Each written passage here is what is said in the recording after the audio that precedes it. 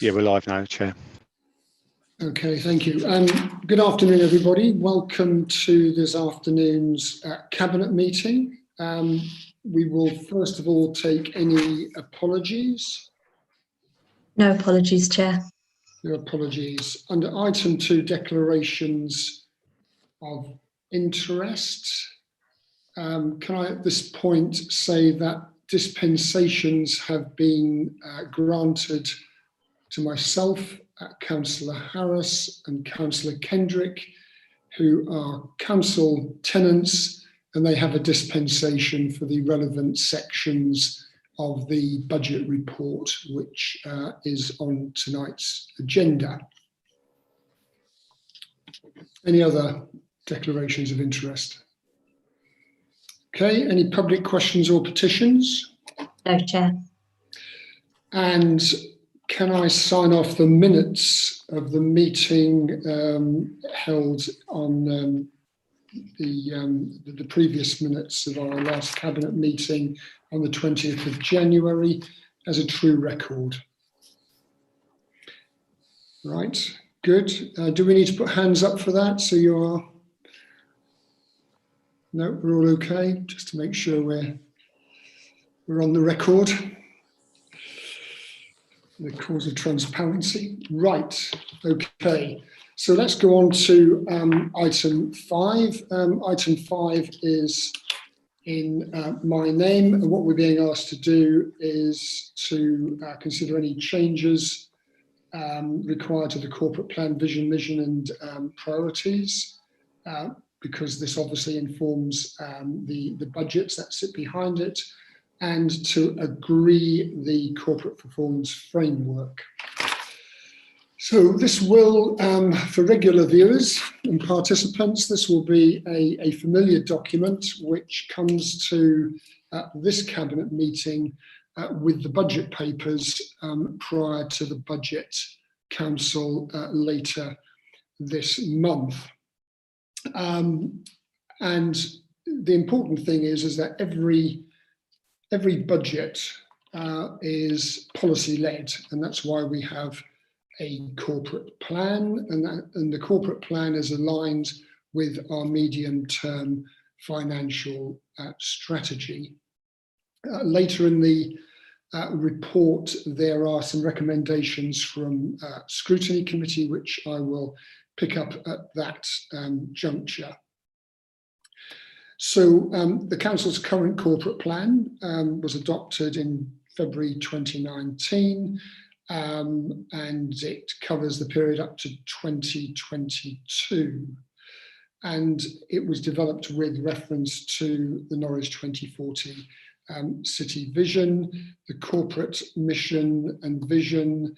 The corporate priorities are set out in paragraphs 3 and 4.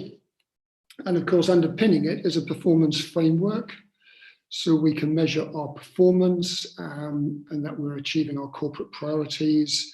And this is for us, but actually, ultimately, it is for the citizens of Norwich, and to give them confidence that we are using our resources in delivering the services to a high standard.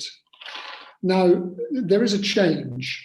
And the fact is that we've had the disruption, and we're living through it at the moment, of COVID-19. And of course, that has changed quite a lot of the texture of what we have in the corporate plan in some of the details.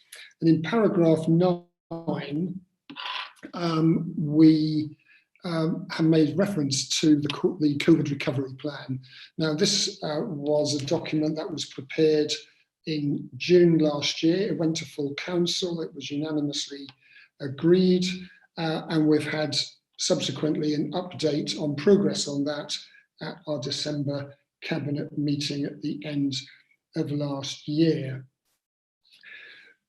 I've alluded already to Norwich 2040, and one of the things we did in the autumn was check with all the stakeholders and partners of Norwich 2040 as to whether our 5 overarching principles for the 2040 partnership going forward were still relevant and the right thing to do, and that was endorsed, though in the detail how we achieve those objectives is obviously shaped by the impact of COVID.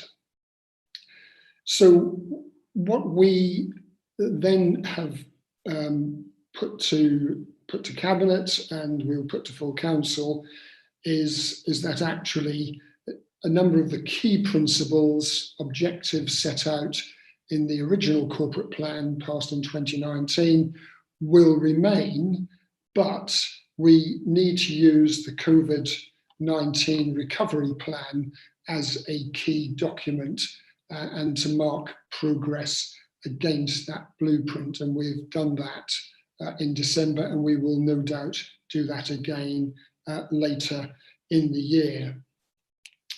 So that changes the landscape. Another element, and the other element to this is to look at our performance framework. And I'm just going to briefly mention the rationale for this. So first of all, it slims our performance framework KPIs from 60 to 28. And the reason for that is that we want to be able to focus on sort of outcomes and monitor performance on the things that we have direct responsibility for, or a large degree of responsibility for. I think these are the things that the public in particular are interested in.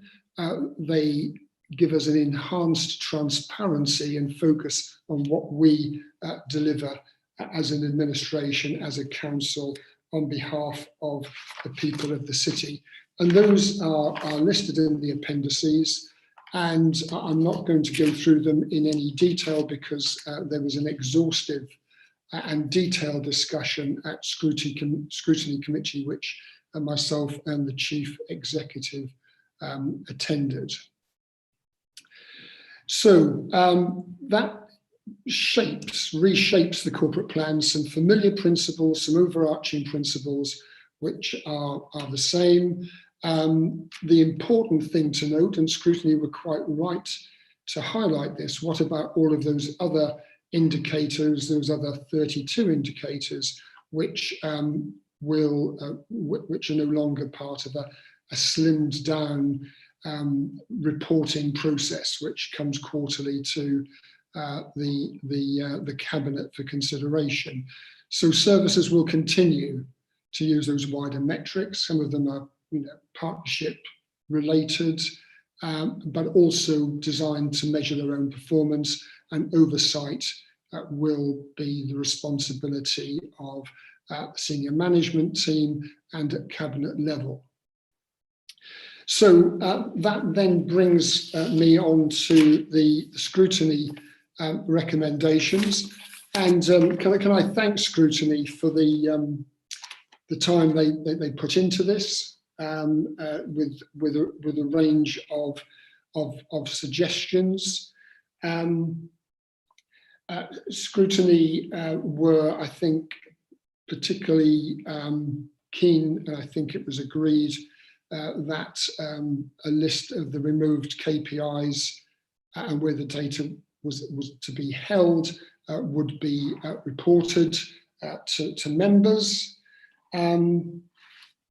There was a number of recommendations or things for Cabinet to consider in relation to areas like estate management, antisocial behaviour, and so on. Now, I have a note that's been prepared, which will go back to Scrutiny Committee with our responses to some of those things. So around estate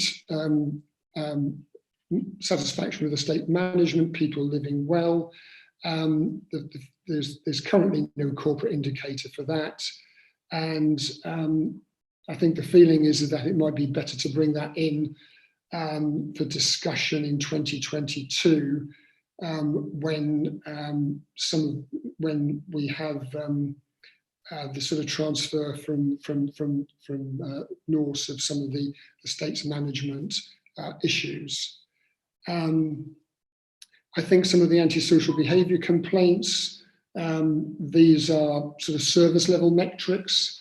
They're still monitored, but we really want something which is a bit more outcome based in terms of a measurement around that sort of KPI. So some more thinking needs to go into that.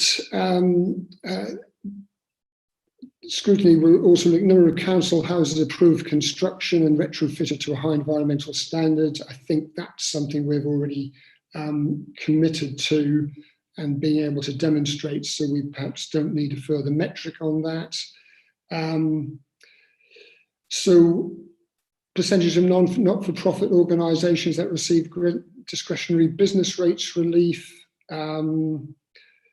So I think perhaps that doesn't rank as a corporate performance indicator. So we're looking at sort of higher level indicators for the set of indicators we currently have or are recommending in this report.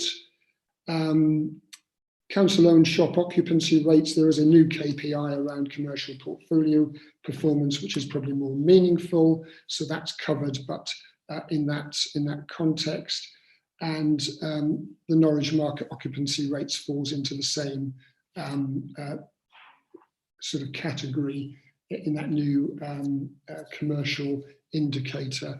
And staff welfare metrics, I think that's an internal issue, HR issue, and that's monitored by CLT regularly. So there is no need for further scrutiny. So we will, as it were, suck it and see how these new KPIs go. And if we need to make any adjustments, then those can be further discussed, and they can, of course, be raised by Scrutiny Committee as part of its work programme. There is one more recommendation which related to Treasury management, which I guess we could take now. Might be sensible to take it now, and I'll ask Paul or Annabelle to respond. And this relates to ask the Council's Treasury Management Advisors to research and investigate the addition of social value as a fourth criterion of the Treasury Management investment policies.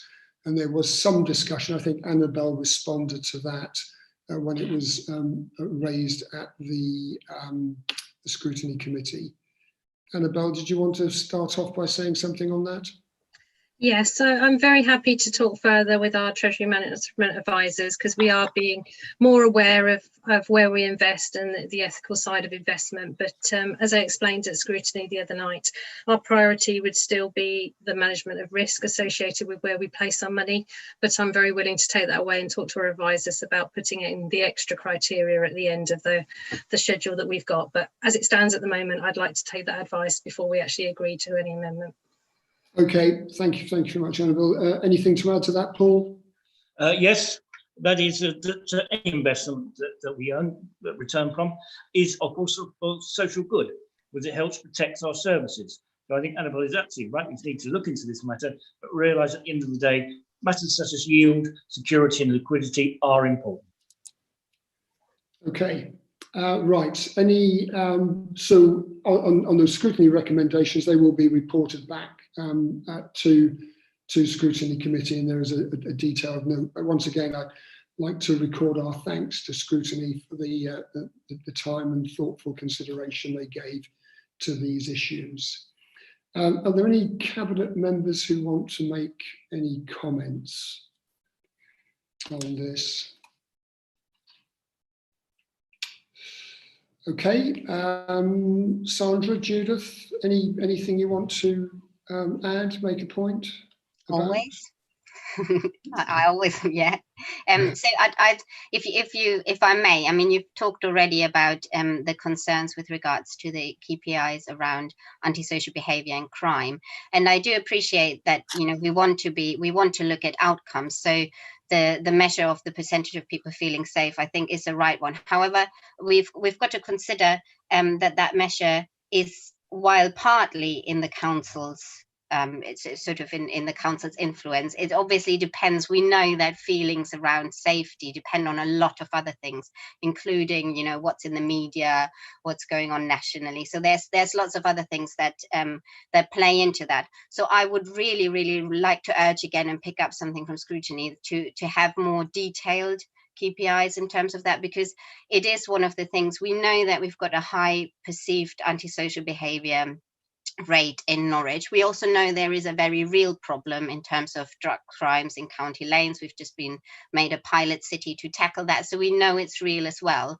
And we also know that that's one of the areas where we pour lots of resources in from the council, and it's one of the areas where I, as a councillor, to be honest, get most complaints from residents. So I do think it is the one area where we actually have to look into more detail to improve our services. So I'd urge again that we don't just keep that high level outcome. You know, I want to keep it, but it's not all in the council's power to influence that. So I would really urge that we go a little bit into more detail and look at our services and have that included into KPIs as well. I think the one of the points I made about sort of aligning our objectives or our targets with the COVID recovery plan picks up, for example, some of those issues around domestic violence. The work that we currently do through the 2040 partnership working, but very specifically around things like county lines, which is a police-led initiative, but is part of a partnership with county council, city council, a range of other agencies. I think one could successfully pull together evidence of that working to address those issues, and those initiatives and their success, or the issues that they have to tackle, do appear in different places. But it is, as you quite rightly say, Sandra, it is about, you know, there are other lead agencies leading on some of those things, of which we are collaborators and supporters. And the purpose of our 28 indicators is really in relation to things very specific to what we can deliver ourselves directly. But you've obviated the point, and I think I tried to emphasize that actually we've built a whole range of partnerships to look at a range of issues like this in the round. And of course, things like, you know, the Pathways program have been highly successful because they have those partnerships in place. And we need to be able to record how well those partnerships are doing and how resilient they are. And that applies to, you know, people's sense of well-being. So yes, it is a concern. It needs to be registered somewhere. So we need to make sure that that information is available. Anything to add? Stephen, you had your hand up. Yes, thank you. Thanks, Leader. I just wanted to add a couple of points to the remarks you made at the beginning.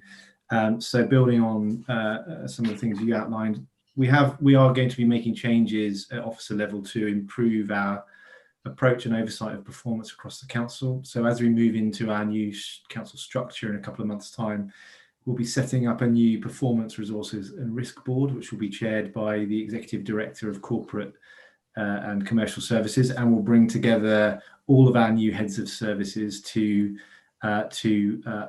manage the council's performance, so that they are looking at budget, spend against budget, performance against the KPIs, audit and risk.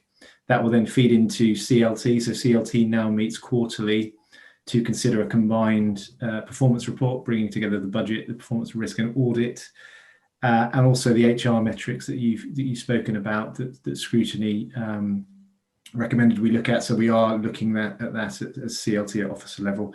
That then feeds into the discussions we have at Cabinet around performance. So we are strengthening our approach to performance at officer level, and I think that will bring benefits as we move into the next quarter.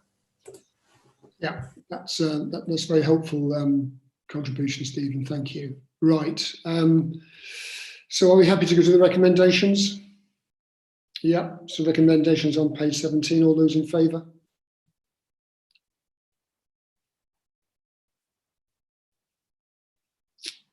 Okay, I think that's unanimous. Right. Okay, let's now move on then to page 37, Council and Tax Reduction Scheme. Karen.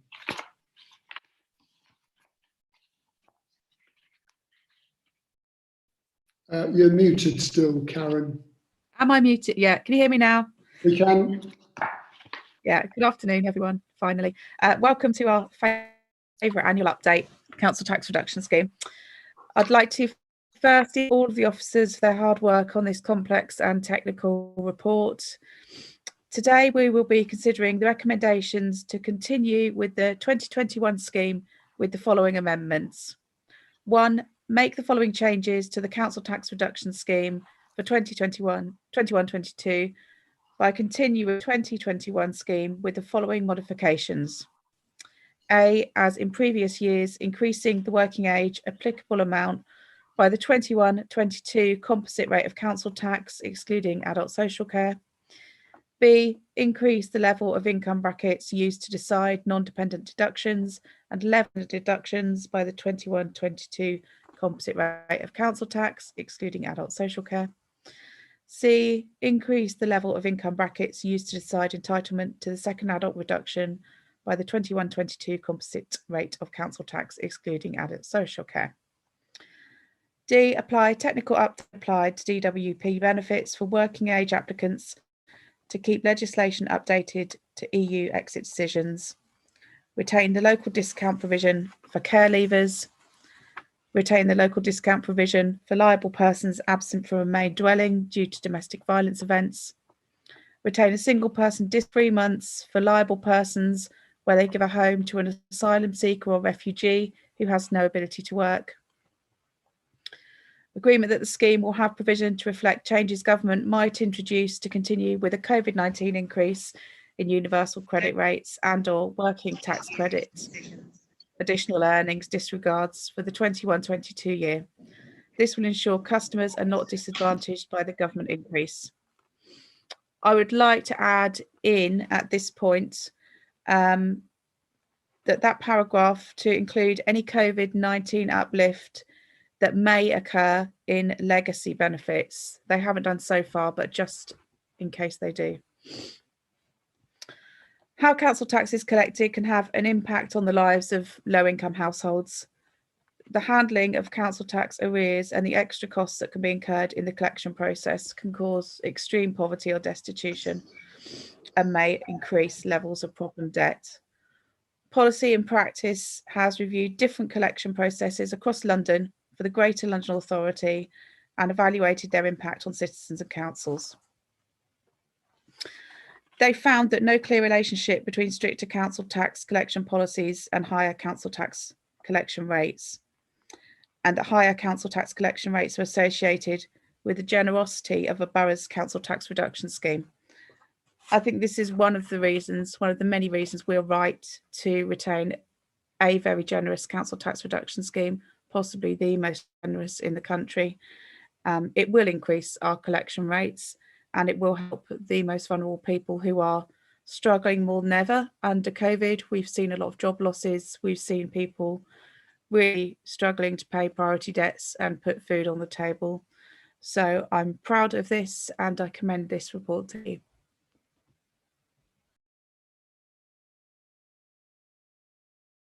Thank you very much, Karen. Any questions from Cabinet members? Okay. Now, Karen, did I understand that you we're putting in an additional recommendation? Yes, that's done. It's just to include a potential uplifts in legacy benefits. I don't think they'll happen, but we have it in place for the £20 universal credit uplift. It's just in case the government do decide to be generous and apply that £20 to legacy benefits, Okay. which is unlikely. Okay. Right.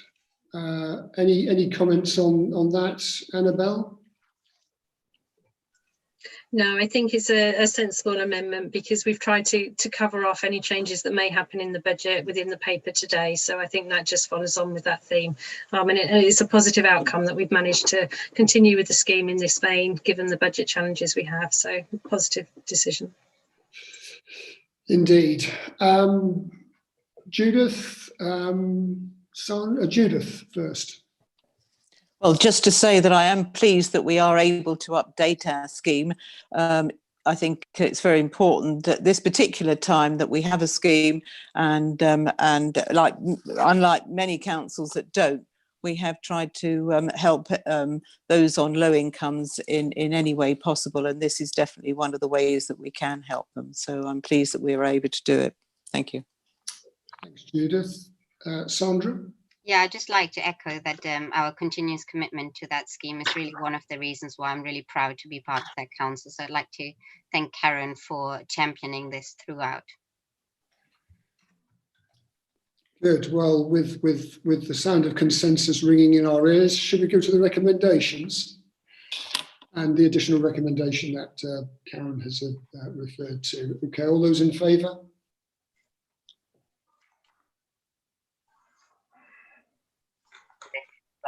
Okay, thank you very much. Let's then go on to the council's budget and medium-term financial strategy, page 49, and this is the budget that the council is proposing to the budget council later in the month. So, Paul, over to you. Thank you, Chair. I shall give a short introduction and hand over to the Chief Finance Officer. The papers present the proposed revenue budget for the financial year 21-22, the General Fund and Housing Revenue accounts, alongside the proposed capital programme and Treasury Management Strategy. The pressure on the resources available to run day-to-day services remains extremely challenging as a result of the increased demand and the ongoing impacts of the COVID pandemic. The budget proposes a 1.99% into the council tax, along with permanent savings, additional income, and one-off grant funding confirmed as part of the provisional finance settlement. In addition, short-term COVID-19 related growth items have been identified, with the council's car parking and rental income levels being most affected. To address these, and a number of short-term saving options have also proposed, such as changing the approach to funding the capital programme and reducing external borrowing costs. Despite the need to deliver savings, the council has worked hard to protect frontline services again next year and has avoided the need for service cuts. Furthermore, the budget for 21-22 has been balanced without the need to draw down further on reserves. However, it is clear that the pressure on the council's finances will continue over the coming years. A further estimated 11.8 million needed to be saved by the financial year 25-26, due to the amount of funding provided to local councils being inadequate to keep pace with the demand for local services. The challenges will require cost-cutting service reviews to drive forward the saving options for future years. Despite the extremely challenging financial position, the General Fund Capital Programme includes a proposed £42.4 million of investments over the next 5 years. This includes investments in vital city and skills infrastructure, funded through the council's successful bid for £25 million of town deals funding. The added report presented to you is an amendment to increase the council's 21-22 capital programme by a further 1.456 million to include projects to be delivered as part of the government's decarbonisation scheme and green home scheme. Final split between the general fund and the housing revenue account capital programmes we managed through technical variations and reported in the first monitoring period of the next financial year. These works will be fully funded from grant contributions. The housing revenue account budget includes a proposed rent increase of 0.5% to enable the council to continue in existing and new homes. This investment reflected in the capital programme, where a proposed 5-year programme totalling £207 million is being proposed. This will deliver significant investment in existing housing as well as 300 new council homes. I'm very glad to report that, as it was decided in the last item, that Norwich City Council will remain one of the few councils in England that will continue to offer a 100% council tax reduction scheme, which is so important to the poorest in our community. Coming at a time when the entire local government sector is under extreme pressure, and as I said at the last council meeting, the costs of COVID have not been fully funded by the government, and that many councils are having to sadly make further cuts in services they can provide. The City Council, however, has once again been able to present a balanced budget, a budget which, although extremely challenging, avoids cuts to frontline services at a time when residents need them most. And despite the ongoing pressure on the council's budget, result of local government funding system is not fit for purpose, our budget projections show that we will need to continue to make savings over the years ahead, and that challenge will only get harder each year. It stands as a remarkable achievement to this Labour administration that we are able to present a budget such as this, because it is not a budget of cutbacks, it is a budget of investments. Investments in our assets, investments in our services, and investment in the people of Norwich. So I urge the Cabinet to support this budget. Thank you. Thank you very much, Paul. Now, Paul alluded to an amendment, some additional funding that we heard of about today, which is extremely good news. Stuart, are you able to put that recommendation up, please, just on the screen? So I don't know whether Kevin wants to just talk to this one.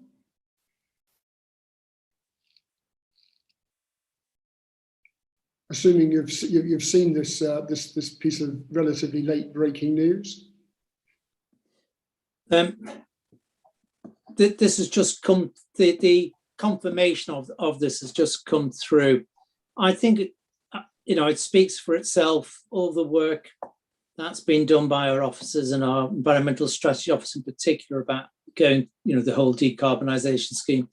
And I'm just very pleased that we are doing what we've always been doing and looking after our tenants, but in a way that looks after the environment and contributes to the local economy. But I'll leave it there because there'll be more to comment on this. Okay, we can take that down, but we need to incorporate that as one of the recommendations when we come to agree this report. There's one other correction I will just draw people's attention to, which is on page 51. It's the financial. It's the financial investment strategy. There's just a typo. It's paragraphs covered in paragraph 6.38 to 6.73. Instead of it being 2020 to 21, it is 21 to 22. So just one minor amendment there that we need to take account of. Okay, Cabinet colleagues, I think probably Gail, you'd want to say something about the housing element of this report. Yeah, thank you. Firstly, I want to thank Councillor Kendrick because he has covered off quite a lot of what I need to say, and for all officers for all the hard work that they do on these budget papers. It's an incredible amount of work. So, but I'll just concentrate on the housing revenue account, which is a ring-fenced account. So our council homes and lifetime tenancies are a real asset, certainly not a property or tenure of last resort. As a council, we have invested significant sums of money in maintaining and improving our stock, 129 million in the last 6 financial years.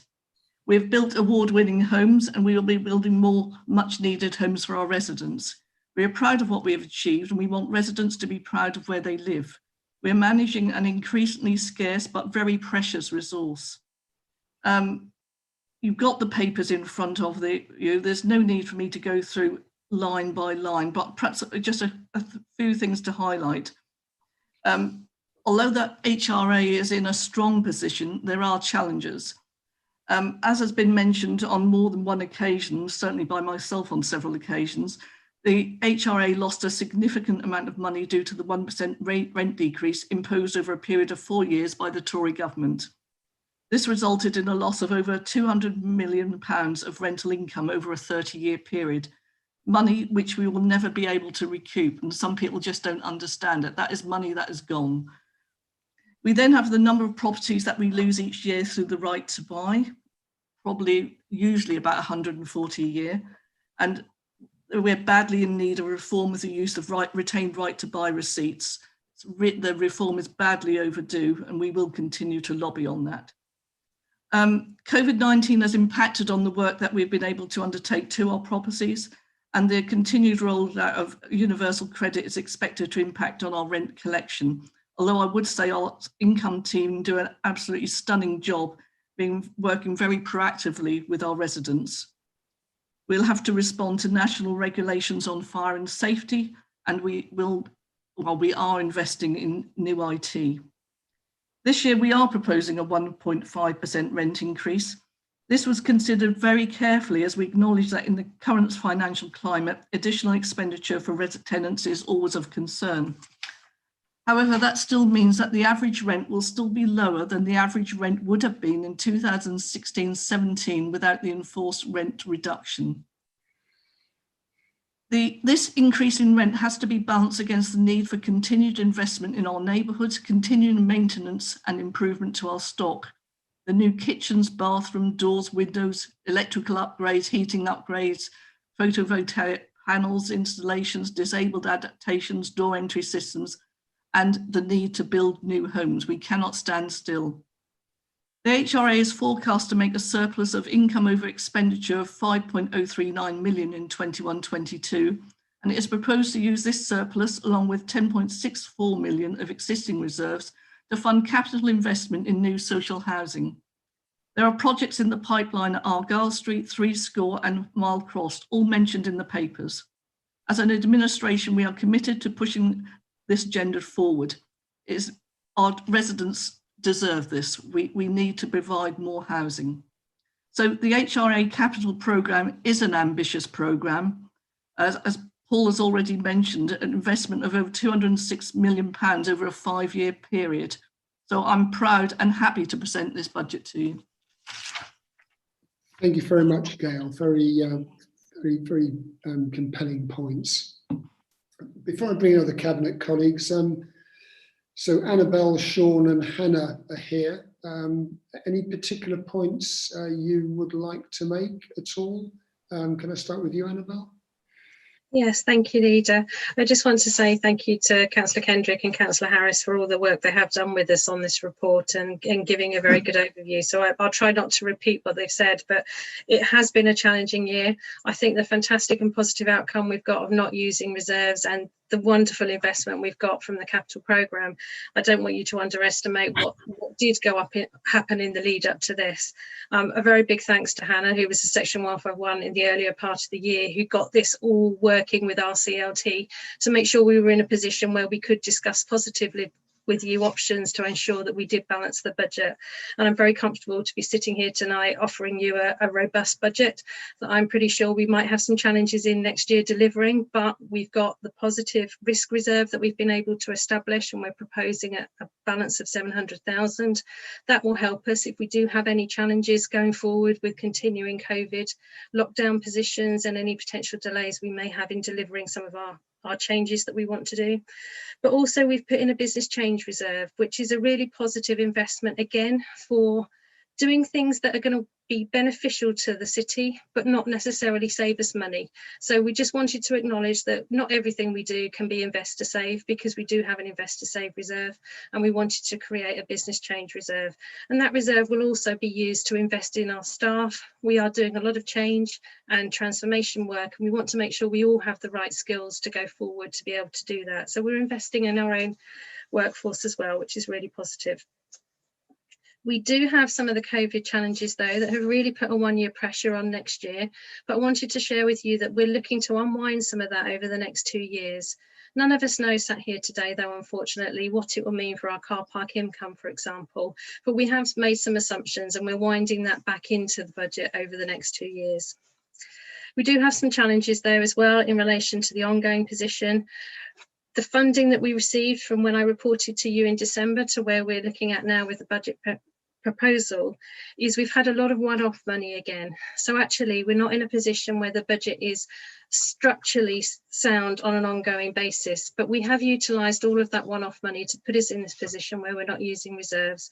But the MTFS fully looks at that forecast going forward and is addressing that challenge.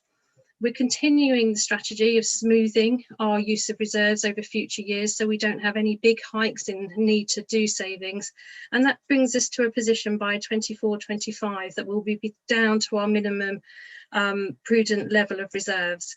Now, we've done a risk assessment of those reserves and we're increasing it slightly, the general fund, to 5.1 million, but that's not to be unexpected. But it's not to deal with the likes of a pandemic that we've seen this year. It is to deal with the day-to-day activities, and those risk levels have just changed slightly. So we've got an increase to 5.1 million.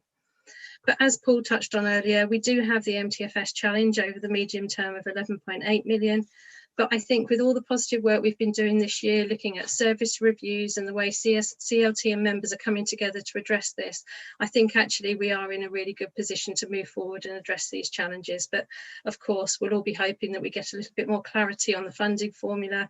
I'd really like to see us with a 3-year settlement going forward rather than the 1 year that we've been experienced for the last few years. But yeah, it's a really positive position to be presenting the budget. So thank you.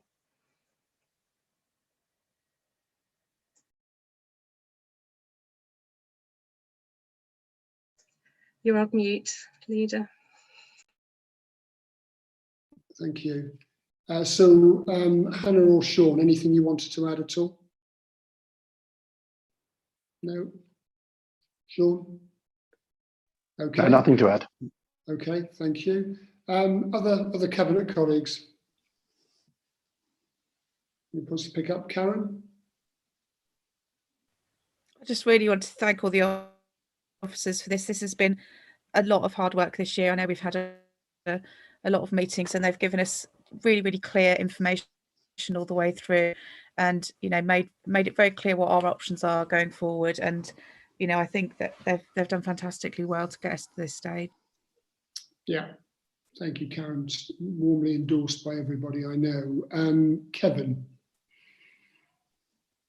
Yeah, obviously I thank the office concerned, but with regard to the funding which we've received for environmental issues, on retrospect, I think it might be worth bringing out just one of the many things we can achieve by that. I think we've been working hard with the new depot for the new Norwich City Services Limited, and because of this money that our teams have been able to get, we can now install solar power on the roof of the new depot. Which I do recall was something that Sandra was particularly keen on. So your Christmas has come early, Sandra. Matt, Councillor Packer. Thank you, Alan. I'd just like to echo Karen's words of thanks to officers and the ambitious capital investment which Gail referred to. It's incredibly good to see that also take place within our parks and open spaces from a personal point of view. I know a lot of councils are struggling with their parks, maintaining them. And so to see this level of investment going in is something that I'm really proud of us for doing. Thank you. Any other Cabinet colleagues want to add anything? Sandra, did you want, I know opposition colleagues will want to keep their powder dry for Budget Council, but they may have some comments now. Sandra.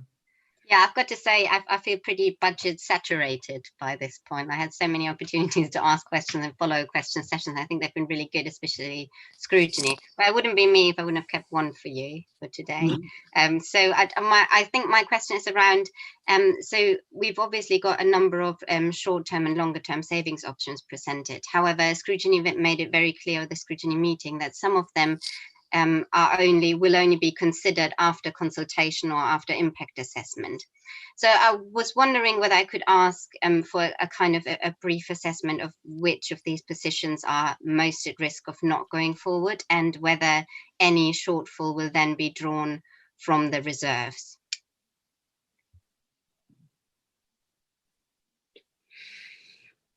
Well, I have to say, I think we try and put together a budget where we provide as much certainty as we can. But I think, as Annabelle and Paul has made clear, that we get an awful lot of short-term funding.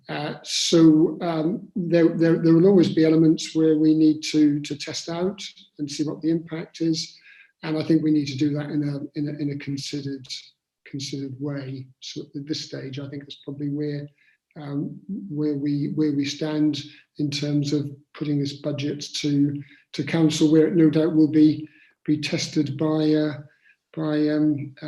questions and amendments from opposition parties.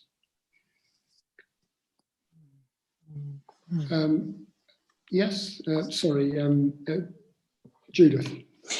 Yes, thank you, Alan. I'd like to, on behalf of the Liberal Democrats, thank the Chief Finance Officer and all her team for their hard work on bringing this budget forward, and do acknowledge that it has been a very challenging year.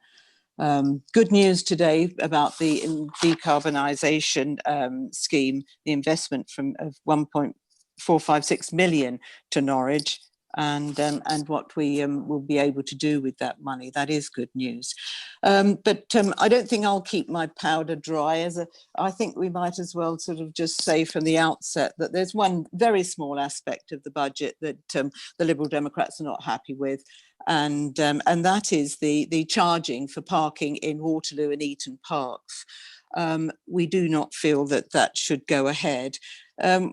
Number of issues. I mean, following a meeting of scrutiny last week, it appeared that there hasn't been a really good sort of scheme thought up about how it's going to be implemented, and the impact that this will have on residents who live near the park. And so we do anticipate, if the scheme was brought in, that the parking would be displaced to the streets around the park. And it's a particularly bad time for that to have happened, because the County Council have been consulting with people who live on South Park Avenue. They want to invest a couple of $100,000 in widening that road so that there can be given more efficiency to public transport. It's only a widening of 0.5 of a metre, but they're putting a crossing in as well. Now, if parking is displaced onto that road, all of this work will be negated by parking taking place, because there aren't parking restrictions on South Park Avenue. So there's lack of joined up thinking with the County Council, and I just think we should look at the wider implications of this scheme. There's also the issue of at this particular time, people have valued our parks so much, and as an opportunity to get out and exercise for health and well-being, free. And that shouldn't be taken away. Our parks were given to the people of Norwich freely, and they should continue to be free. This particularly impacts on people who have to drive to the park. many elderly people love to exercise in the park, but they have to drive there because they live too far away to walk. That goes for perhaps young mothers with a couple of young children. So I think for the sake of the health of our city, we should be doing our bit to keep people healthy, keep people using the park, and drop the car parking charges. I don't underestimate how difficult it is income for the council at the moment. We've lost a lot, but we must find some other way other than charging people to park in the parks. Thank you very much. Thank you, Judith. Matt. Thank you, Alan. I guess I'd start by saying that when I was fortunate enough to first get elected onto cabinet, my aim was always to ensure that we had quality services as a starting point. Now, I understand the issues that Councillor Lubbock has raised. There will be an in-depth feasibility study which will be taking place, and it needs to be in depth to consider all of the implications and considerations. So I guess my question that I would put back to Councillor Lubbock, maybe for another day, would be if we're not going to charge for parking and we need to generate this additional £50,000, what would she suggest? Does she suggest that we reduce the quality of our parks? Do we sell off our parks? Is that what she prefer? Or can you identify the other budgets which you would take the £50,000 from? So for instance, would you want our council tax reduction policy to lose 50k? So from my point of view, we need to ensure that we have quality parks in the first instance. And I look forward to seeing any submissions you make about where that £50,000 will come from. So positions have been laid out. I think probably what we'll do is we'll park those in terms of the debate until we get to Budget Council. Mike. Yes, I think it's the an example of the luxury of opposition acknowledging the difficult financial situation and the need to save £50,000, but then just saying we must find some other way without actually saying what that other way would be. But sadly, good intentions don't balance the book. And Matt's the portfolio holder. I agree with him. As part of the feasibility work which will be carried out, and it will be carried out, issues like displacement parking and measures to mitigate that need to be looked at. But the point I would make is that we should be, and I hear what Judith says about people in the city who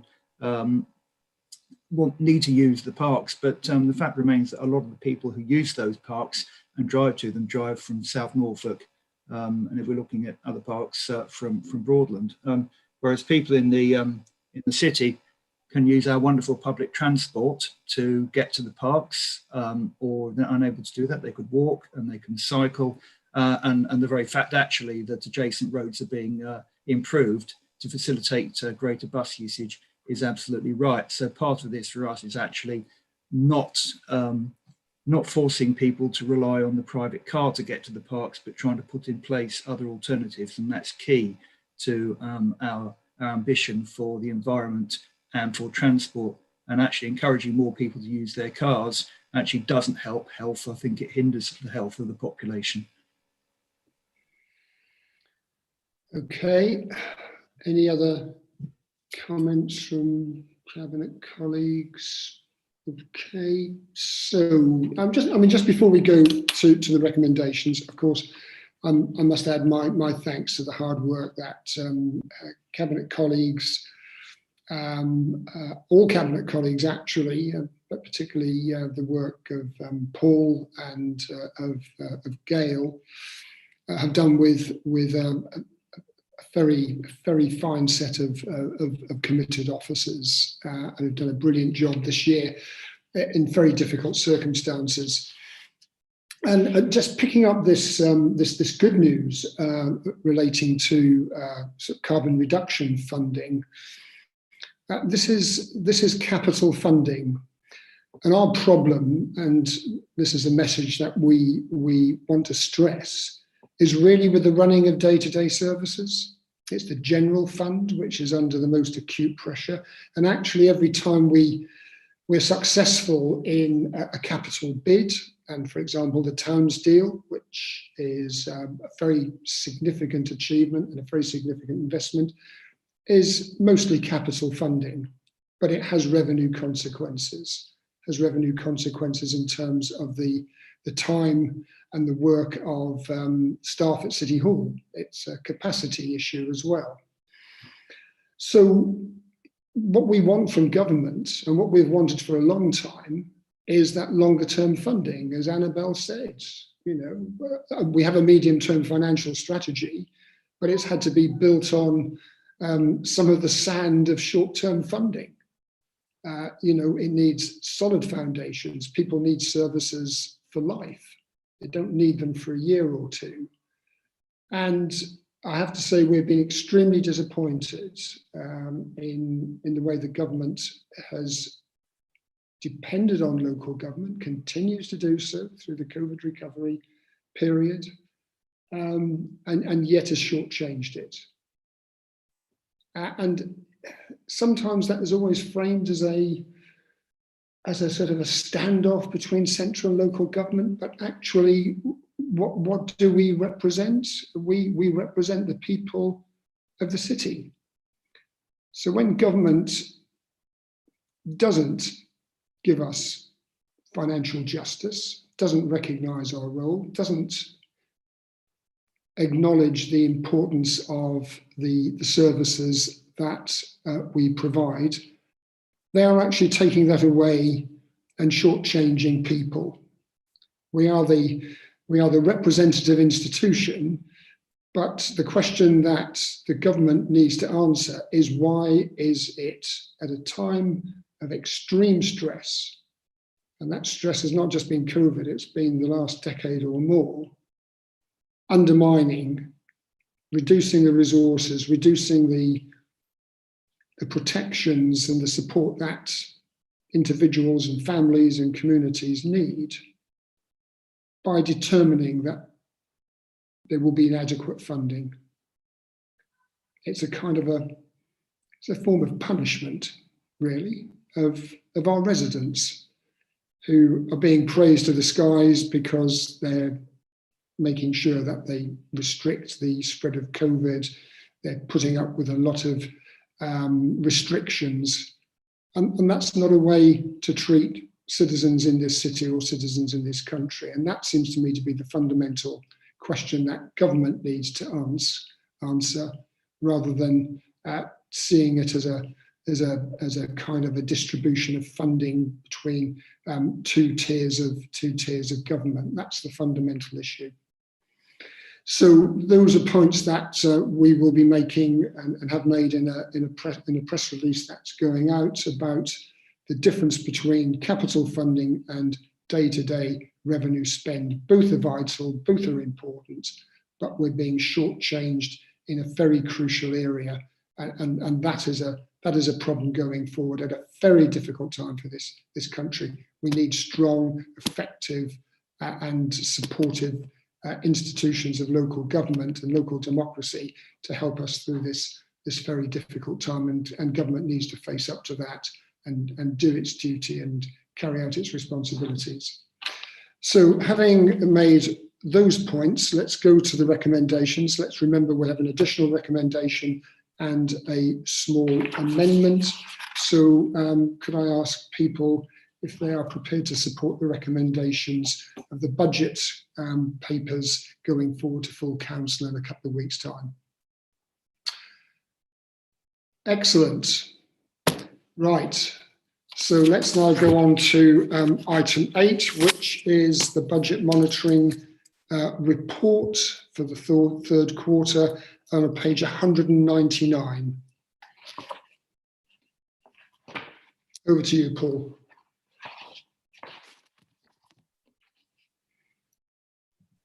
Thank you, Chair. The quarter 3 report shows the financial position as of December the 31st, 2020, and the forecast outturn for the year financial year 2021. Revenue. Through the implementation of short-term saving decisions combined with increased government funding, the Council has reduced the financial impact it faced earlier in the year from the COVID-19 and is now reporting a general fund underspend of 1.3 million. The movement in outturn position is mainly due to additional government funding of 1 million and improved forecasts on commercial income receipts. Although a budget underspend is now forecast, have deliver the in-house savings with any improved financial position kept aside to manage future risk. The 21-22 budget paper proposes 1.2 million of the forecast underspend is to be used to fund 2 new earmarked reserves, one to manage future budget risk and the other to fund support costs for the transformational change programme. Key forecast variants from the budget are set out in Appendix 2 of the report. Additional grant funding and details of its use are set out in tables 4 and 5. Cabinet is asked to approve the creation of the East Norwich Master Plan earmarked reserve to hold the balance of contributions at year end. This will enable any unutilised funding contributions to be carried forward into the next financial year and applied to meet the costs of the project. The housing revenue account continues to be impacted by the pandemic, and the revenue budget is forecast to be overspent by £400,000, mainly due to the projected loss of income in relation to housing rents and service charges. That has been partially offset by forecast underspendings on repair works caused by pandemic restrictions. Capital. As at the end of December, the General Fund Capital Programme is forecast to be underspent by 32 million. The variance is mainly in relation to the 25 million commercial properties acquisition budget. This activity has been halted following the outcome of the government's Treasury consultation over borrowing terms for the Public Works Loan Board. In addition, there have been delays for a number of projects due to the pandemic restrictions. These are set out in Appendix 6. The Housing Capital Programme is forecast to be underspent by 29.1 million. This reflects the impact the pandemic has had on the delivery of housing revenue stock upgrade programme and also the reprofiling of expenditure on new capital builds projects into the next financial year. Further details are shown in Appendix 6. I urge the Cabinet to approve this document. Thank you. Okay, thanks very much, Paul. Annabelle, anything to add? No, I just want to say, though, that the fact that mid-year you did manage to take such a positive action against all the pressures that you were seeing from COVID until, you know, in advance of knowing what support you would get from central government. And it's really important to acknowledge that it's because of those positive actions we're now in a position where we can put some of this money aside. We have continued to work with those decisions you took mid-year, and fundamentally that's what's enabling us to then set up some of the additional reserves, being the risk and the business change, to move forward. But yeah, again, I don't want to estimate the challenges you had mid-year, and it's because of the positive work that was done then that we're now in this position where we can utilise some of that moving forward. Yes, that's a very good development and piece of news. Many other local authorities found it very difficult to manage that. It was compounded the pressures of COVID. So yes, we can be pleased with ourselves for doing that very much. Any other cabinet questions? Sandra, anything on this one? Judith? No? No, okay. All right, can we go for the recommendations then, please, which are on page 199. Please indicate if you support this. Yep, good, okay, thank you very much. Let's move on to item 9, which is the Local Development Scheme 21 to 23, and that's in the name of Councillor Mike Stannard. Mike, over to you. Thank you, Leader. The Local Development Scheme is prepared as part of the statutory process of plan making, and it's a work programme, a project plan for the preparation of the various planning policy documents that make up the local plan for the city. It was last reviewed in 2020 and was intended to cover the period to 2022. And that previous version was reported to Cabinet in June of 2020. But then since then, further information has become available in relation to local plan production timescales. And so the local development scheme has been revised to include the most up-to-date timescales, as well as providing an update on workstream progress in the last 6 months. But other than that, the information contained in it is the same as the 2020 version. This revised version runs until 2023, as you'll see, and entirely takes the place of the version of July 2020. I'll just mention some of the changes which there are in there, and I won't go through them all, but just the principal changes. New information has been included summarising the government's consultations on the planning white paper and changes to the current planning system documents, which propose significant changes to the way the current planning system operates, as well as the content of local plans. And certainly this council has taken a very firm view on many of those proposals, which we think are retrograde and are not good for the planning system, not good for local democracy. Now, the government hasn't yet responded to the consultation, no formal changes to legislation yet. So what to do? Well, until such time, the majority of the information contained in the LDS assumes a continuation of the current system, because we don't know what will replace it. So there's no alternative but to do that. But as and when any changes to the planning system are formalised, then a further revision clearly would be required. The revised LDS also notes that the review of the development management policy's local plan is likely to be delayed beyond the originally anticipated timeframe of after the Regulation 19 consultation, which we all know about at the moment on the GNLP, largely due to the government's proposed changes to the planning system, which include that local plans should focus on site allocations and strategic policies, with local and national design guides taking the place of development management policies. So that's just a practical response to that. Amendment has been made to reference the strategic housing market assessment, now referred to as the local housing needs assessment, to indicate a revised timetable for that, with key evidence to commence the document to commence in 2021. There's also an update to the time period that the statement of community involvement covers. In addition, information has been included outlining the temporary amendment made to the scheme of statement of community involvement in 2020, and that was around greater flexibility in planning consultations to account for the challenges under the pandemic of carrying out those consultations. So those are temporary changes which were implemented. There's also information added to the section on the River Wensum strategy. In 2020, we made progress on the production of a delivery plan to focus priorities for the next 2 years and to maintain momentum in achieving the strategy objectives. There's also an update included on the excellent progress of the East Norwich Master Plan, and you'll hear more about that in the next item.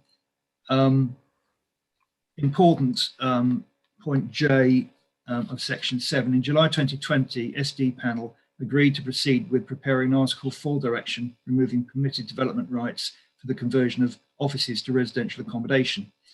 During the preparation of the Cabinet report, the government made changes to the General Permitted Development Order and Use Classes Order.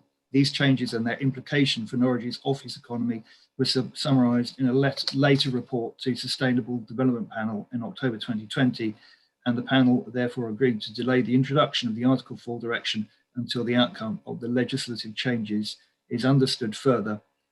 So the Article 4 direction workstream in the LDS has been updated to reflect that situation. Again, that was a practical response to a practical change situation. So those are the principal changes. The recommendation is to note the updates made to the previous version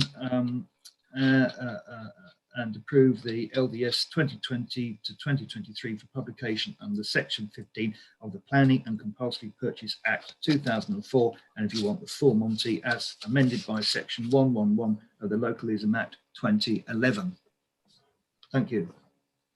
Thank you. We enjoyed the detail. Thank you very much.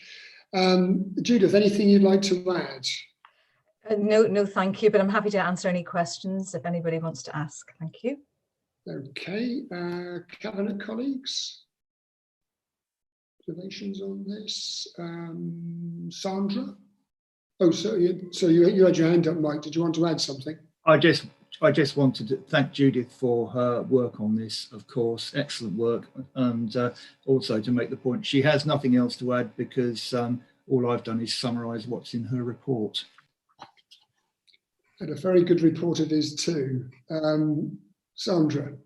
Yes, so mine is quite an overarching question around housing need, but I think it's been touched on by SDP as well already.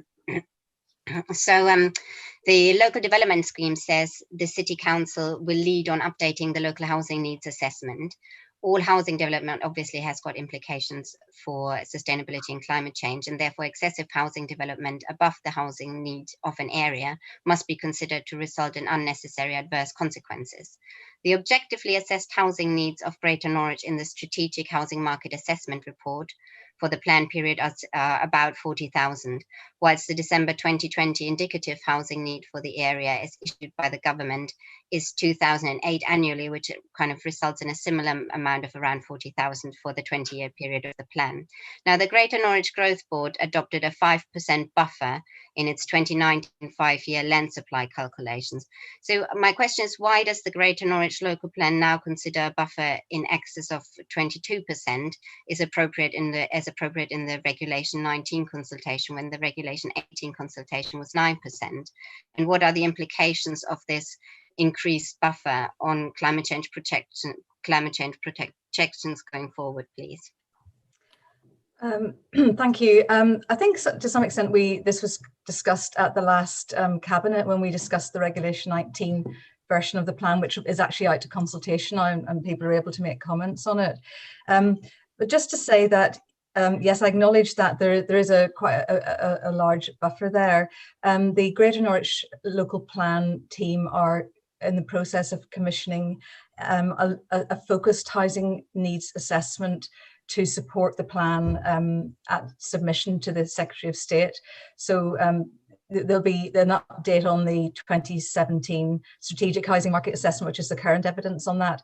So we need to wait and see what that comes out with, but we suspect that that will sort of support the needs, the level of need that's in the Regulation 19 plan. As I say, that's currently being commissioned and hopefully will be finished by about May time. So, there'll be a further update at that point available. Thank you. Thanks, Judith. Judith Lubbock, do you have any? We've got two Judiths, sorry.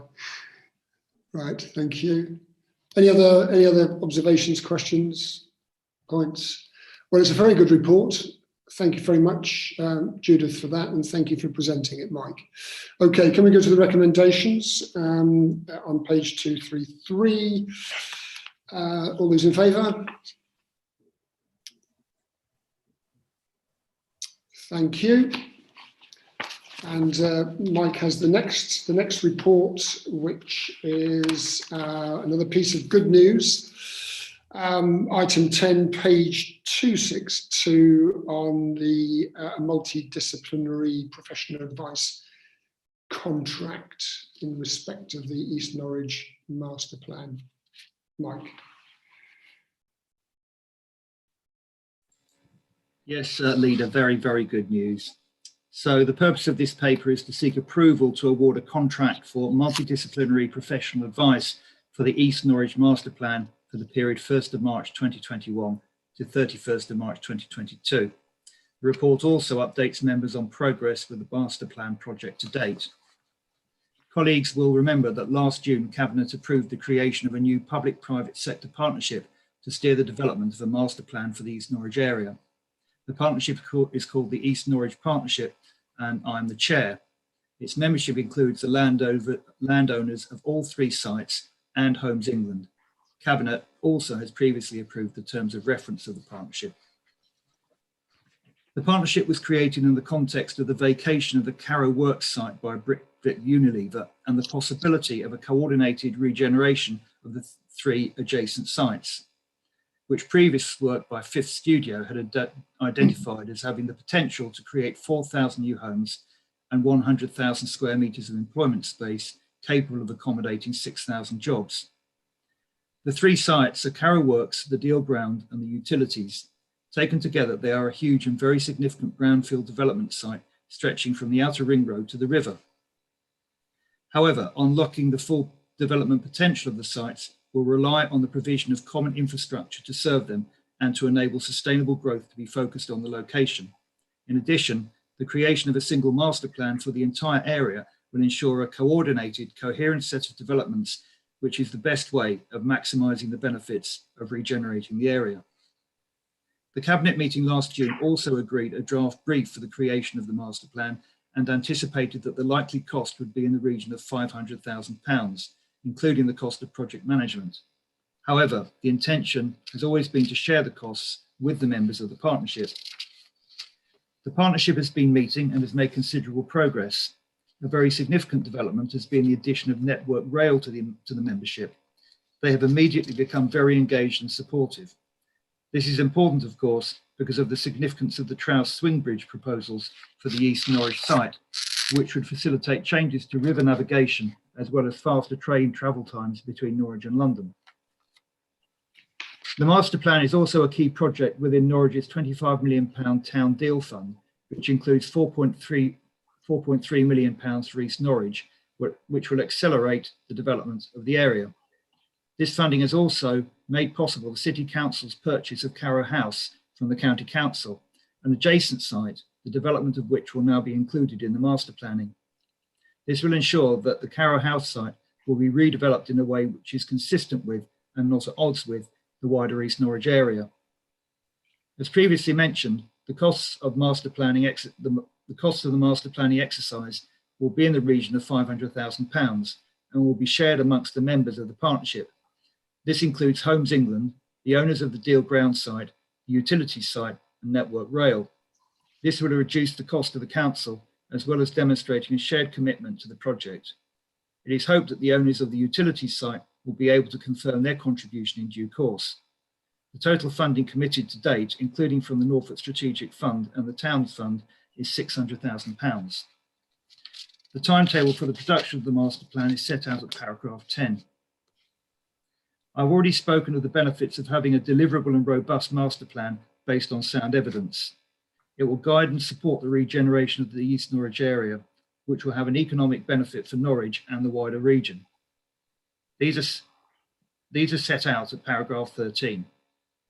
It will be noted that sustainability is at the heart of the vision, including the creation of an inclusive, resilient and safe community for all people of all ages, high quality homes that meet housing needs, and local employment opportunities. Also, the provision of new green spaces and community facilities, the creation and extension of sustainable transport links, exemplar designs, maximising the area's riverside regeneration and facilitating improved rail infrastructure. Stakeholder and community involvement will of course be a key part of the master plan process. And it's important to note that going forward from this time, part of the brief is to design that stakeholder and community involvement, and it will be key. Colleagues, this is a highly ambitious and highly exciting project to create a new quarter, or one might even say a whole new district of the city, which will provide much needed quality new homes and jobs, new community, leisure and recreational spaces and facilities, new green spaces, the opening up of a lost and inaccessible section of the river to existing exciting new uses, and improved vital transport links. We want it to be an exemplary development. The master plan and the work of the partnership board are the first steps, but it is clear that this is not just a shared commitment to this. Resources are being made available and the right people are around the table. This gives us the very best prospect of delivering our ambitious vision, and therefore I commend this report to you and the recommendations contained in it. Thank you. Thank you very much, Mike. Judith, any comments? Yes, I'd just like to say that the procurement team have just got in touch with me to confirm that the the 10-day standstill period has finished now, and we haven't had any challenges to the award. So I'm able to say who the successful bidder was, if you'd like me to do that. It's Avison Young Consultants, working with Allies and Morrison Master Planners. And they've got a good track record of working together in the past, and particularly on the York Central scheme, which is a similar sized regeneration scheme in the centre of York with infrastructure problems and challenges as well, which has successfully just recently got about £77 million worth of government funding for infrastructure. So, you know, that bodes well, I think, for the future. Thanks. Yes, very good news indeed. Thank you. Any Cabinet colleagues wish to make any remarks? Okay, there is a below the line part of this report, which we'll be taking a bit later. Maybe questions there. Judith, any questions from you on this? No? Mike, you wanted to come in? Just going to say, Leader, we could ask now whether there are any comments or questions or issues with the below the line report, and if there aren't, then presumably we can accept the whole thing now without having to go through the whole process of booting people out of the meeting and then coming back in again and all of that, which is a bit complicated. Sure. Just might make life a bit easier. Yes, it will, though we can do that.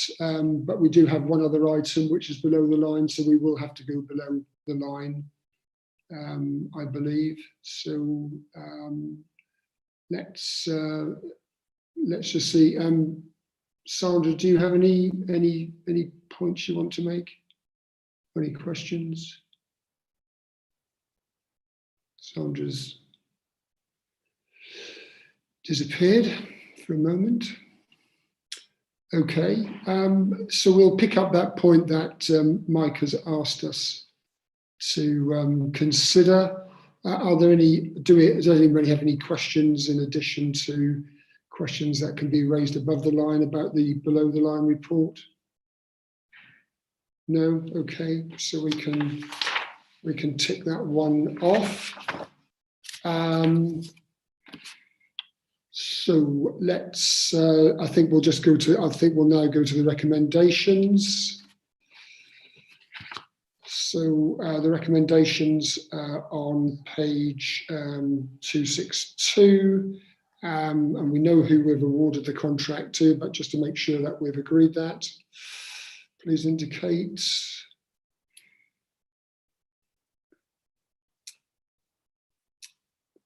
Thank you. Okay, so we've agreed that. Let's go on then to the last above the, no, where are we? So the Greater Norwich 5-year infrastructure investment plan, that's in my name, that starts on page 273. So this is we just had a succession of good news stories today. It continues a trend, I think, through recent cabinets, and this is the Greater Norwich Joint 5-year infrastructure investment plan.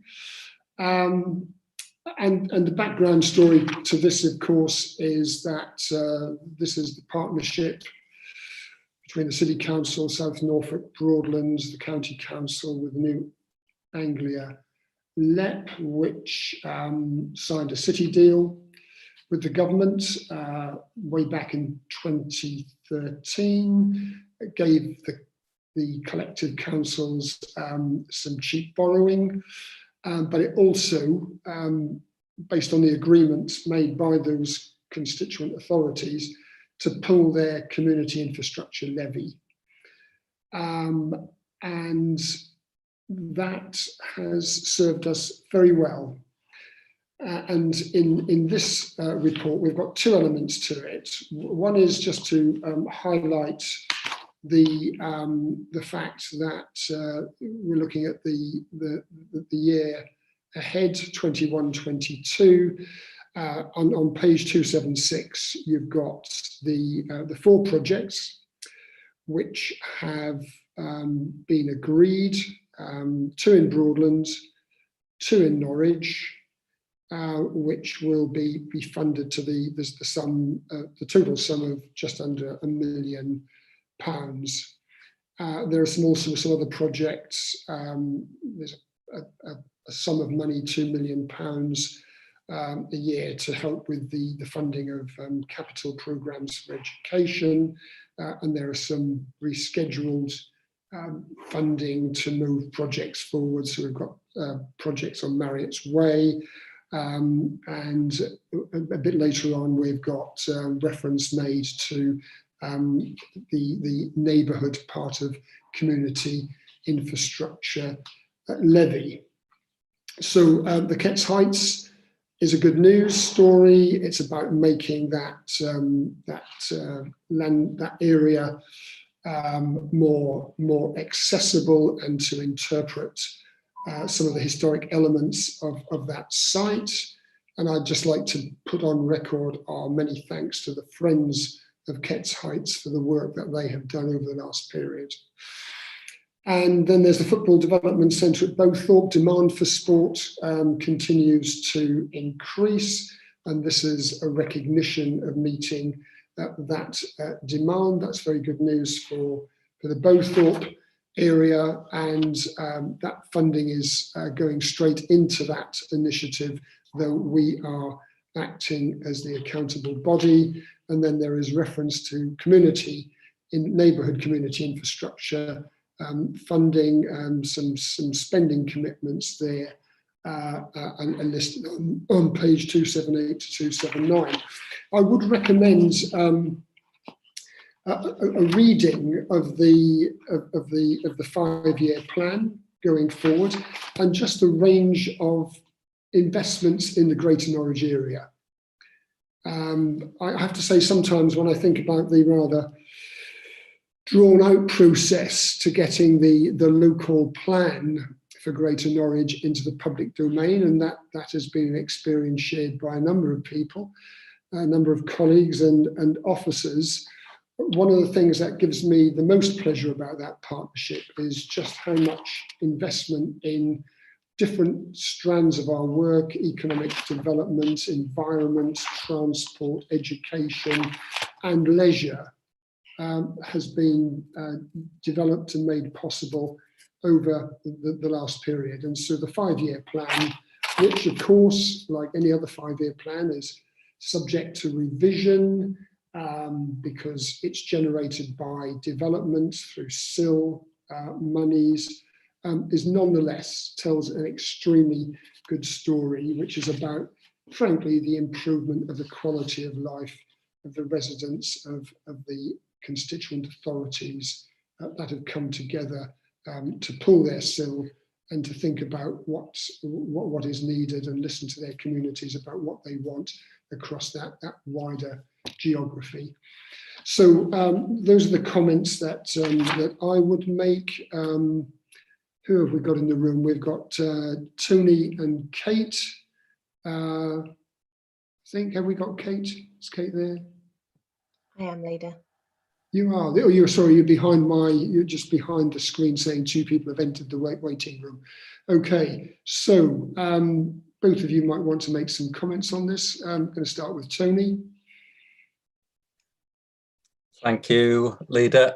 I don't have any specific comments to make. I'm very happy to answer questions on this. I think the one thing to highlight on the projects within Norwich are that Ketts Heights, we have the standard setup where the council will be in receipt of the £312,000.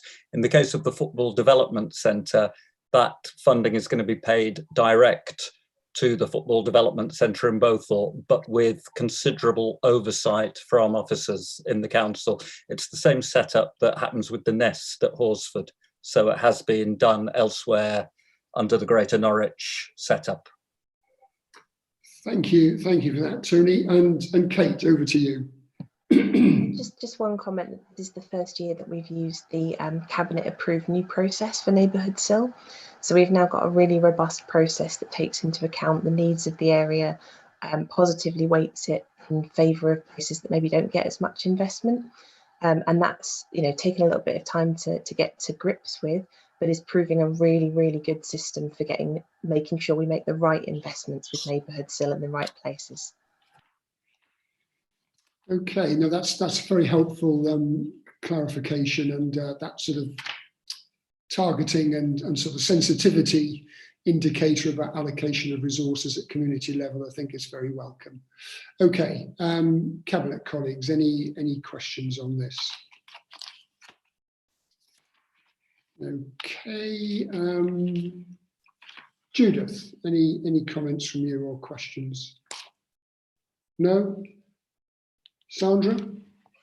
Another higher level questions around what SIL funding could potentially be used for. So if you bear with me, I'd just like to give a bit of an introduction so it makes sense. So the delivery of the NDR between the airport and A1067 involved a package of funding that included 40 million borrowing for repayment by future SIL income from the Infrastructure Investment Fund. And Norfolk County Council borrowed the 40 million from the public sector loans over a 50-year period to pay for the increased cost of the NDR. And a funding package is being put together for Long Stratton bypass with up to 10 million of funding from SIL supported borrowing. So another example. However, there is no comparable funding package in place for delivery of a citywide public transport system by 2026 in accordance with the Joint Core Strategy commitment. Now, I'm fully aware that there are sort of bits and pieces coming through, but not like a comparable kind of wider funding package. Now, my question is, would it be possible to ask the Infrastructure Delivery Board to consider, say, a 50 million, plucked it out of public borrowing to help fund a modern, comprehensive public transport system for Greater Norwich for repayment through future SIL income? For all the reasons we wanted to enable shifting away from private cars, discouraging traffic growth and reducing carbon emissions. Is that at all a possibility? I mean, just an initial reaction to your question, your thoughtful question. We do, of course, have several millions of pounds, tens of millions of pounds, as part of the Transforming Cities programme. I don't know if Mike, you want to add any points to that.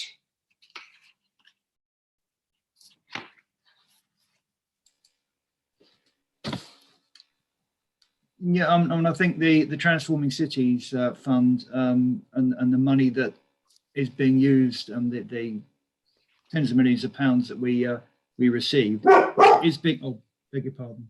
Sorry, that was my dog. Apologies. Probably wondering why I'm suddenly speaking.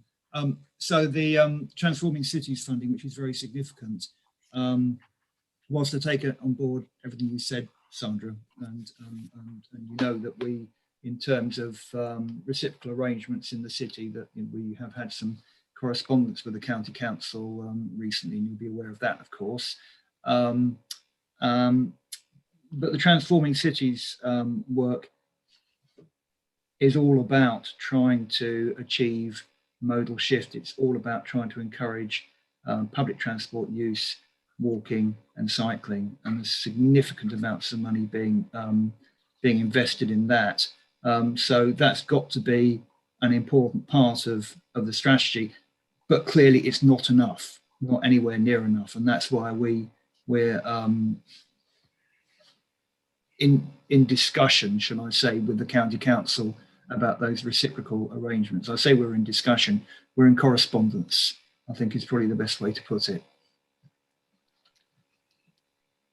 Yes, Graham.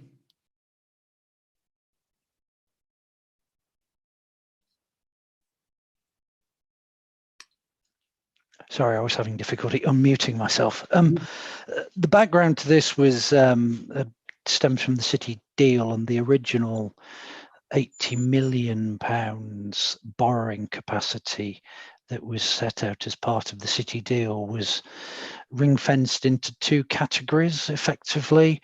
One was a £60 million infrastructure fund that could be drawn down, and there was three specific things that were listed against that. The first one was the Northern Distributor Road and associated measures with that, for which £40 million was drawn down and is being repaid at the PWLB late minus 60 points over 25 years. And you can see the payments going out of the pooled pot that is referred to in the Cabinet papers. The other two schemes that were specifically listed in the original City deal were the Long Stratton bypass, because that was deemed necessary to allow the growth at Long Stratton that was in the Joint Core Strategy. And there was a further £10 million of potential borrowing potential that was identified specifically for transport schemes in the city. Now, because of the success in drawing down originally the City Cycle Ambition grant that came shortly thereafter, and more latterly through the Transforming Cities programme, the rate at which sustainable transport measures have been able to be delivered across the city to date means that actually that's matched the capacity of the delivery mechanisms that we have in place. So there hasn't been a need to spend that additional £10 million that was identified originally within the City deal, even though there is the financial headroom in the Infrastructure Investment Fund potentially to pay that if it is required. That plays back into some of the comments earlier about East Norwich, because that might possibly be used to contribute to infrastructure needed to support that development if it is indeed needed, and that depends what other finance comes forward. But more generally, the point you make relates to the future Transport for Norwich strategy, because as you will recall through our comments on the LTP and correspondence we've been having about the Western Link, the City Council's in a position where we are trying to encourage the County Council to come up with a more ambitious Transport for Norwich strategy to set out that programme. Until you've done that policy work and setting out what you want to deliver, which is incumbent on the Transport Authority to do, it's very difficult to come up with a case to fund something. You wouldn't want to drive it by a nominal figure of either 10 million or 50 million to do it. You need a strategy to say where you're trying to get to in order to inform that possible future expenditure. Okay. So for your overarching question, Sandra, you've had a comprehensive answer. Okay. Can we now go to the recommendations? Yeah, please indicate, page 273. Excellent, agreed. And now can we move on to item 12, which is contracts for domestic gas heating upgrading to council dwellings. And if it's boilers, it really does have to be Gail. Thank you, Alan. In February 2020, Cabinet approved the award of contract for the domestic gas heating upgrading of council dwellings to PH Jones Limited.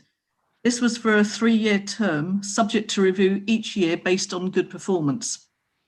It's probably not surprising to anyone that this has been a difficult year due to the pandemic, but the bottom line is that the 2020-21 programme has failed to deliver the required programme numbers, and there's a little bit more explanation within the papers.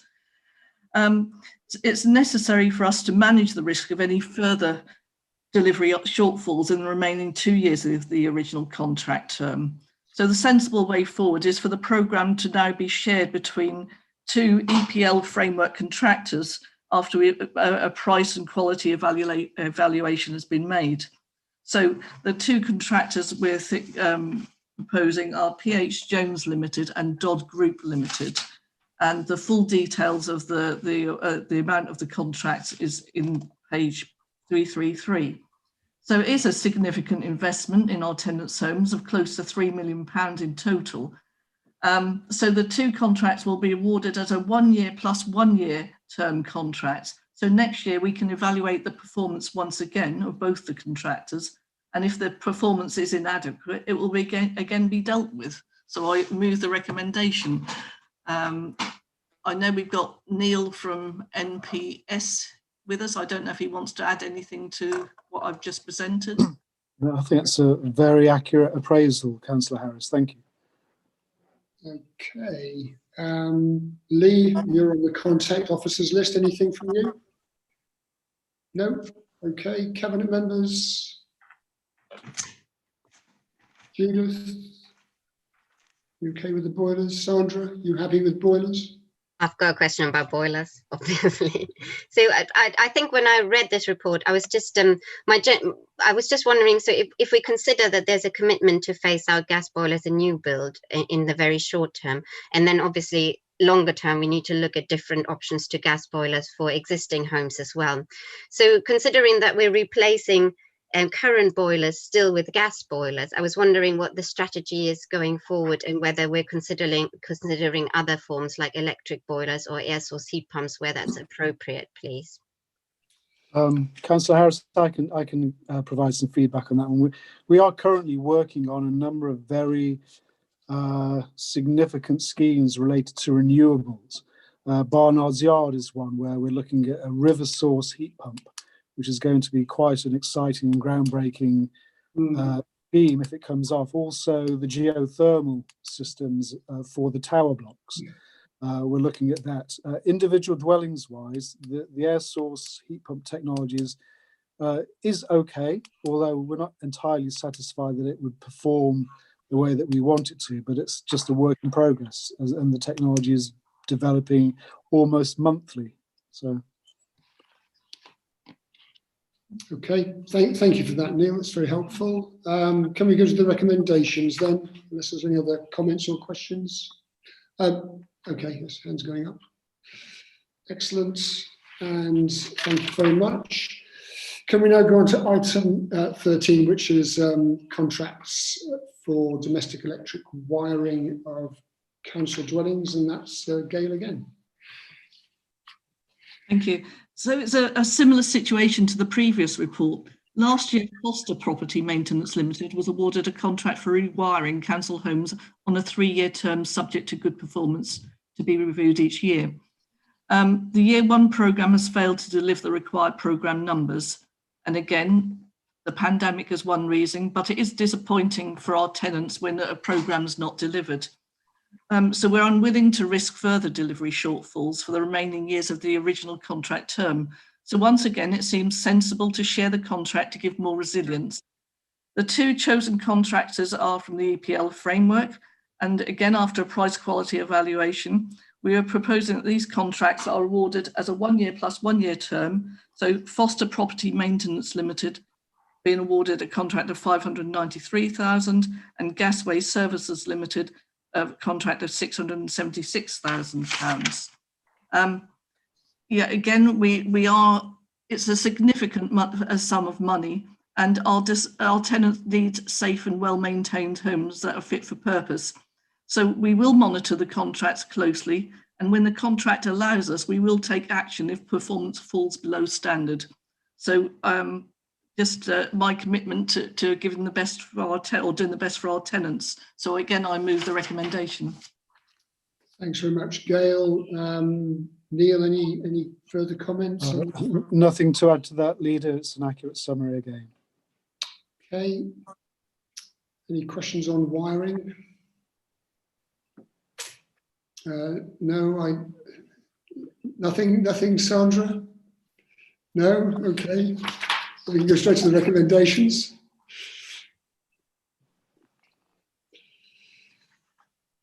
Thank you very much.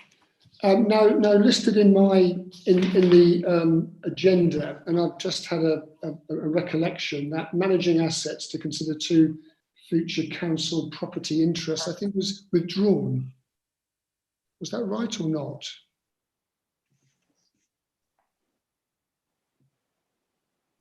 We've got below the line managing assets paper. Yes, okay, yes, because for some reason I don't seem to have that document in my pack. That's probably my omission. Are there any actually? Yes, this is yours, isn't it, Paul? Yes, I'm not aware that it's been withdrawn.